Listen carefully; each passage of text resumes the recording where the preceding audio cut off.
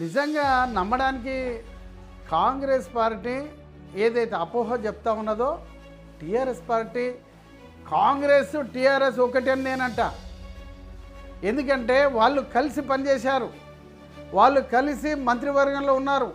తెలంగాణ ఉద్యమం అయిపోయిన తర్వాత సోనియా గాంధీ దగ్గరికి వెళ్ళి వాళ్ళు మోకరిల్లారు, వాళ్ళ కుటుంబం వాళ్ళు కలిసి ఉన్నారు. కానీ భారతీయ జనతా పార్టీ ఏ రోజైనా కలిసి ఉందా? టీఆర్ఎస్ నాయకులు చెబుతున్నటువంటి విషయంలో వాస్తవం ఉందా? ఎక్కడ పొంతన లేని మాటలు మాట్లాడుతూ ఉన్నారో. ఈనాడు భారతీయ జనతా పార్టీ 3 ఎమ్మెల్సీ సీట్లలో గెలుస్తుంది. ఎందుకు గెలుస్తుందంటే భారతీయ జనతా పార్టీకి ఒక అనుబంధంగా యువ నేతలు, చదువుకున్న వాళ్ళు, సంస్కారం ఉన్నటువంటి వాళ్ళు, అడ్వకేట్లు, టీచర్లు అందరూ కూడా బీజేపీకి సపోర్ట్ చేస్తారు.